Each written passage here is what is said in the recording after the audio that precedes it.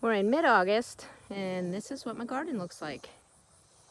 I love these multi-bloom sunflowers. I've already taken some of the seed heads off because the birds were already getting to them, and I wanted to save some myself, so I'm drying them.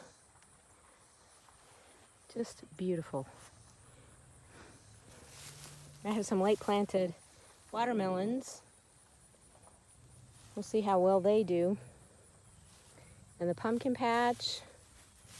My first time doing pumpkins, and I have so many pumpkins in here. I'm super excited. We're going to actually have pumpkins from the garden for my classroom this fall.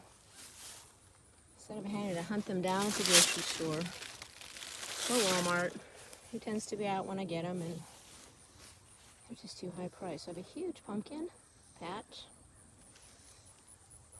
Got some more watermelons here. Last weekend I tried one.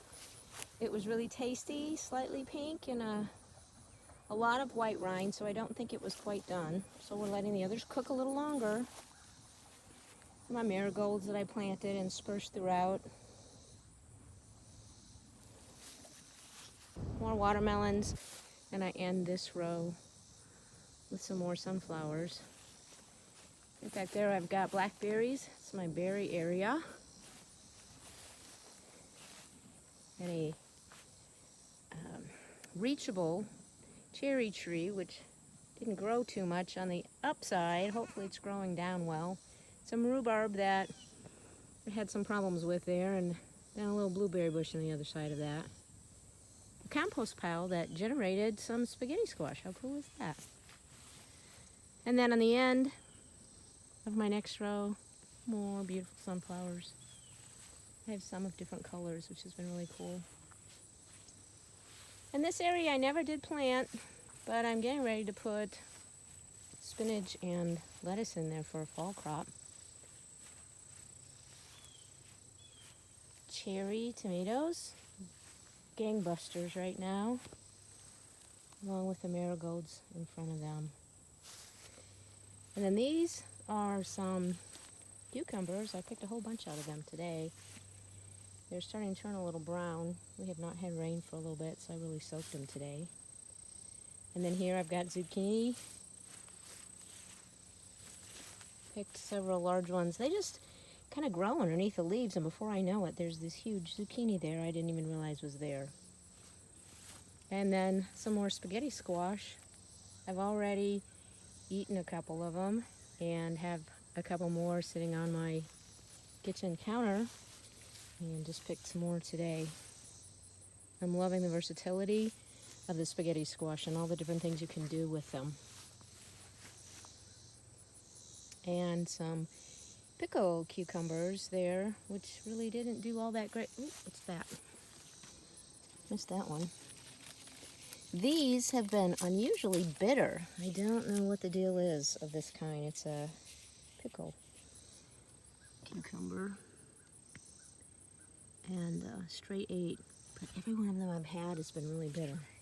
And then I end this row again with more sunflowers. In my third raised row, I have a unexpected watermelon there.